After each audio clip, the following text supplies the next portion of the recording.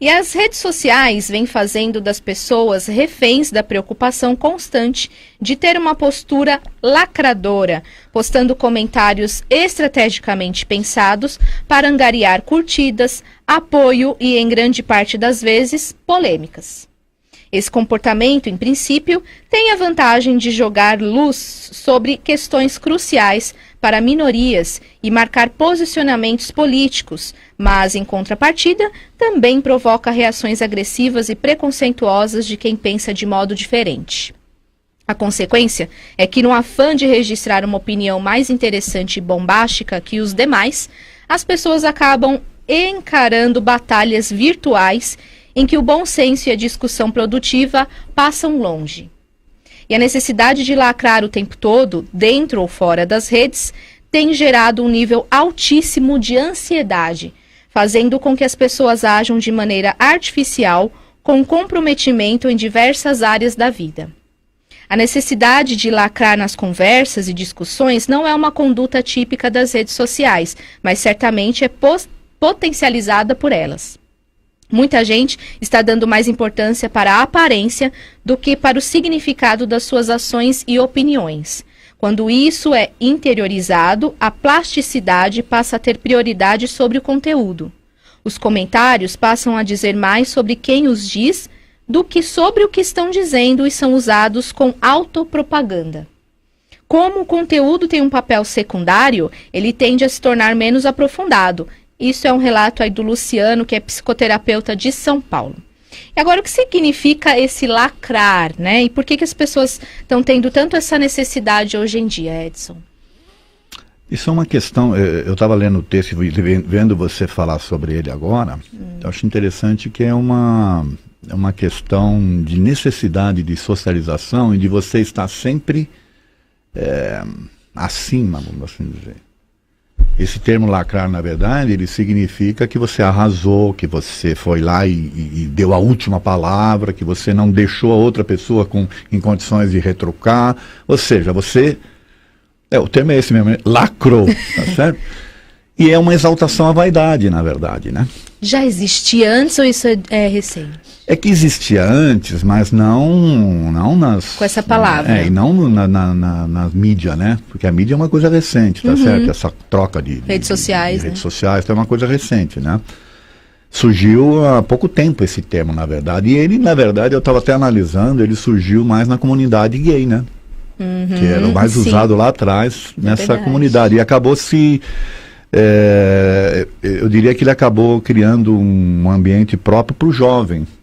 Eu, por exemplo, não uso esse termo, né? Eu e seu filho? Não sei se a Fernanda usa ou não, mas eu, por exemplo... Seu filho? Meu filho também não. Também eu acho gozado, o que ele falaria ao invés de lacrar? Ele, na verdade... Mandei bem, pai.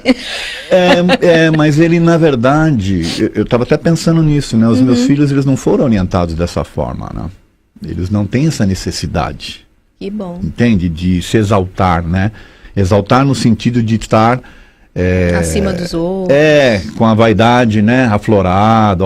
Eu fui lá e fiz, eu fui e fiz acontecer, então eu deixei aquela pessoa, né, que estava falando numa situação e tal. Desde que a gente se conhece por ser humano, você tem essa necessidade de se socializar, né? É uma palavra complicada, quase que eu me enrolei. De criar esse ambiente de grupo, de você estar ali se ambientando num grupo e tal. E nesses grupos sempre tem aqueles que são os líderes, né? Aqueles que mandam melhor, como o jovem fala, né? Que mandam bem ou que mandam melhor e tal com os outros, né? E é um termo que, na verdade, significa isso mesmo. É uma exaltação à vaidade em si, né? Porque a pessoa que lacra, a outra vem e fala, você lacrou, você... Ou seja, então a pessoa se sente, o ego...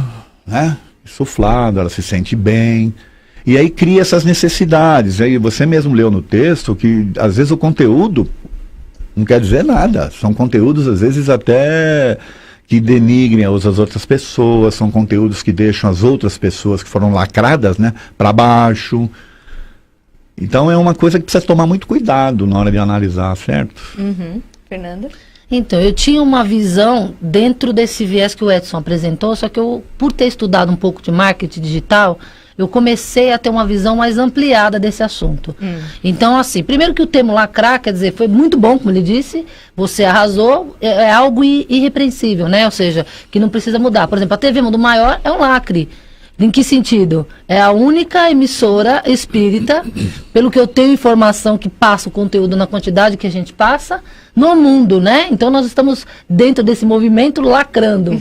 Passou a ser um termo utilizado, como ele bem disse, na comunidade gay, nós trouxemos isso para o vocabulário. Hoje, para que você se adapte a uma linguagem digital, alguns termos são necessários utilizar, tá? Mas vamos lá, dentro desse marketing digital, desse conteúdo hoje, você vai ter um nicho de pessoas que não há necessidade de polemizar, não há necessidade de colocar determinados conteúdos para demonstrar alguma coisa. Então, vamos supor, uma pessoa que trabalha dentro do escritório, um executivo, né? Determinadas posições, cargos. Agora, quando nós somos prestadores de serviços, eu vou falar de mim, vou falar de uma série de pessoas que trabalham com a divulgação do seu trabalho, né? Então você tem lá, eu trabalho com as terapias, constelação, sou comunicadora. Isso, né? Então eu tenho que divulgar. E quando eu fui estudar o marketing, eu vi que, por exemplo, as minhas redes sociais, tudo que eu posto é orquestrado. Tem técnica. Então, no primeiro momento, estou entregando meu segredo aqui. Ai, meu Deus, presta atenção, anota o segredo. Então, assim, você coloca determinado post em determinado dia, em determinado horário, porque tem um determinado público, nicho. Então, para aquele nicho de público que você quer vender seu produto ou serviço, naquele horário você vai pôr um post, por exemplo, mais bem-humorado, num tom mais descontraído. Num outro horário, num outro dia da semana, você já vem com conteúdo mais sério, mais fechado. No outro dia, você vai colocar algo polêmico.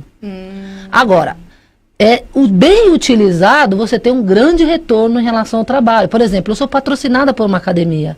Eu sou obrigada a postar fotos dentro da academia. E o meu desenvolvimento. E por conta disso, eu recebo feedback de uma série de pessoas falando, poxa, eu comecei a pensar em emagrecer e cuidar da minha saúde, pelo aquilo que você posta e tudo mais. Mas também tem o contrário, que você recebe. Bem pouco. E na grande maioria das pessoas que vêm com a retaliação são sedentárias, porque eu vou olhar o perfil. Não trabalha, não malha, não corre, não caminha, não faz nada. Ela se incomoda com alguém que está mandando uma mensagem para ela, olha, você precisa malhar, você precisa fazer uma atividade física. Aí trabalha uma questão interna dela. Então, assim, eu, por exemplo, não me incomodo com ninguém bonito na rede social, que malha, que coloca uma roupa bonita, que está se destacando em algum momento. Então, dentro desse viés, eu fui começar a estudar isso. Quando você simplesmente vai lá e publica um trabalho teu, pode olhar a quantidade de engajamento, ela é baixa. E se você precisa vender um serviço, você precisa necessariamente postar coisas, e aí dentro dessa orquestra, né, que nós falamos, desse orquestramento, que cada dia você tem um tema diferente, cada dia você expõe uma coisa diferente. Então eu venho com conteúdo sério, daqui a pouco mais bem-humorado, daqui a pouco com conteúdo de empoderamento feminino. Então tudo porque eu fiz uma análise junto de uma agência, quem é o meu público, quem são as pessoas que me seguem, e aí eu tenho que ter esse engajamento. Então, por vezes, elas querem saber um pouco da minha vida, e eu tenho que postar, né? Porque tem uma questão mais humana nisso. Tem um influenciador digital que chama Carlinhos Maia. Ele hoje, no mundo, está em segundo lugar em engajamento na internet, abaixo da Kim Kardashian. E o conteúdo dele é o quê? O bom humor, a bagunça, ele lacra o tempo todo. Só que por conta desse conteúdo que ele colocou, hoje ele trouxe uma cidade que era esquecida, que é Penedo, no interior de Alagoas, um pessoal de uma vila, pessoas extremamente carentes. Hoje ele mora numa baita de uma casa e todas aquelas pessoas da vila se tornaram também influenciadores digitais, têm trabalho e elas conseguiram comprar suas casas, sair da situação de extrema pobreza. Legal. Então o que a gente tem que analisar assim, qual que é o seu trabalho, né? Qual o objetivo de você fazer isso? Claro que eu, por exemplo, não vou colocar publicações que infringem os meus valores. Então eu tenho esse cuidado. Mas a gente precisa estudar sobre esse assunto. Então, no caso da forma como você está colocando, o lacrar aí é nesse sentido de você estar sempre postando coisas que estão te deixando em evidência. Sim, quem não é visto não é lembrado. Nesse sentido, né? Isso. E tem esse outro sentido que a gente estava falando, que até o texto fala, que é das pessoas põem as suas opiniões que vão lá e... Tem os dois lados. Sim, tem os extremos. Que aí são pessoas que não estudaram dentro desse viés que eu estou falando do marketing. Então elas vão lá simplesmente porque elas querem causar barulho e nesse movimento, nesse afã de causar esse barulho, se posta qualquer conteúdo, às vezes agredindo pessoas e grupos, né? Sim. E sim, existem pessoas que têm a necessidade de realmente aparecer, essa é a palavra, né? De conseguir... Pensar, hoje eu não postei nada, e começa a se sentir mal. Não é assim também, não precisa ser todo dia. É fruto daquilo que eu estava falando no começo. A rede social é alguma coisa nova e ela vem num processo de crescimento aí violento. Essas coisas que a Fernanda está falando aí, onde que você ia imaginar isso no passado, né? Pouco tempo atrás. Onde que você ia imaginar, tá certo? Então hoje você vê que esse mundo é um mundo... É um mundo que quem não, na verdade, não entrar e não conhecer, vai ficar para trás, né? Vai ficar obsoleto. Porque não tem mais volta, né? É uma linguagem que ela tem um crescente, né? Não tem mais volta. Agora, por exemplo, se a gente orquestra, eu vi que aqui na TV, né? Eu conheço o pessoal nos bastidores, muitas pessoas têm esse conhecimento de marketing digital. Então eu percebo que em determinados momentos existe um orquestramento também do conteúdo, justamente porque se a gente conseguir engajar cada vez mais os conteúdos da TV e da rádio, mais pessoas que não conhecem, né, espíritas e não espíritas vão ter acesso a esse conteúdo maravilhoso que nós colocamos. Exatamente. Entendeu? Falando em espíritas, né, esse lacrar aí o tempo todo acontece também no meio espírita, Fernanda? Sim. E aí começa uma questão. Às vezes a pessoa, e aí eu vou falar, desculpa os meus amigos expositores, né? Vamos lá. Mas vamos lá, existem alguns expositores que não têm um trabalho como um influenciador digital, ou não tem esse viés, mas... Cada vez que ele vai fazer uma palestra, ele posta uma foto, ele divulga aquilo e se apresenta muitas vezes de uma maneira que é para realmente lacrar, né? Para colocar, evidenciar o trabalho dele. E também existem, não só os expositores, mas pessoas, os espíritas que vão lá para criar uma polêmica, entram em posts de outras pessoas para achincalhar. Eu cheguei a ser marcada num post, num grupo que se dizia espírita, onde uma casa espírita oferecia um treinamento mediúnico, aí o post estava assim, treinamento mediúnico, entregamos certificado, com base em Herculano Pires. Aí que era contra Herculano Pires, e achou um absurdo eles colocarem que entregava o certificado, mas criaram uma polêmica, começaram uma discussão. Eu olhei para aquilo e falei, gente, o único comentário que eu fiz é assim, será que está correto nós publicarmos uma foto, né, colocarmos essa casa espírita em evidência para todo mundo descer a marreta? Foi a palavra que eu utilizei. Aí eu percebi que deu aquela... Você lacrou. Eu lacrei. Mas foi uma necessidade de lacrar, porque... Bem lacrado. Com pseudos conhecedores, né? Pseudos conhecedores da doutrina espírita. Então, vem cá, né? Isso mesmo. Expuseram o assunto. Foi bem, hein, Fê? O que você acha, E você Edson? pegar esse, que nem eu brinquei aqui agora, você pegar o termo lacrou, ele é bem antigo, na verdade. É na época que você lacrava as cartas com aquele selo, né? Isso mesmo. Você põe o selo e lacrava. Vem daí, então. Fechou, lacrou, fechou. A questão. E ela... Acontece no meio espírita, Edson? Acontece das duas formas, tá? Tem essa que a Fernanda colocou, né? De alguns expositores que estão... Eu mesmo sou um que coloco, né? Eu tenho meu canal no YouTube. Não, também, mas é o jeito que se coloca. O Edson eu tenho um lacra canal o tempo lá no todo, YouTube, viu? eu tenho minha página no Facebook, mas eu confesso que eu não tenho essa preocupação que a Fernanda fez, porque meu objetivo não é esse, né? Sim, conteúdo outro, é diferente. Tá? Eu simplesmente vou postando, tem lá o grupo de seguidores, tem as pessoas, tem comentários também, né? Às vezes desagradáveis, mas eu não respondo. Os desagradáveis eu não respondo porque eu acho que não... Também você não apaga, você deixa. Eu deixo, porque é a opinião da pessoa. Faz parte. Né? Exceto se começar uma polêmica, né? Que aí gera uma vibração. Até na polêmica, não é legal. Viu? Sabe o que eu percebi? Que na polêmica tem pessoas que defendem, então eu deixo eles mesmos se entenderem. Eu não entro. Porque, na verdade, eu expus a minha opinião, tá certo? Sim. Sobre alguma coisa. Ninguém Então, eu obrigado. não tenho que ficar justificando a minha opinião. Já está dada a sua opinião. Ela é minha opinião, né? Aí, tem casos desses. A pessoa vem, talvez ela nem entendeu o que eu disse, ela escreve alguma coisa, aí eu comecei a reparar que aí outras pessoas vão falar, não, mas ele não falou isso, ele falou isso. Você não prestou atenção nele. Ou seja, aí cria Aí eu fiquei, puxa, eu vou deixar isso aqui ou eu... Você também é um lacrador. Vou deixar eu elimino, né? Eu deixo. Deixo porque faz parte de Faz um parte. processo. Mas aí no outro aspecto que eu estou falando é que existem alguns espíritas que têm necessidade de se sentirem os lacradores. Ou seja, a sua Isso. opinião é a que deve prevalecer. E aí eles se postam a falar de tudo.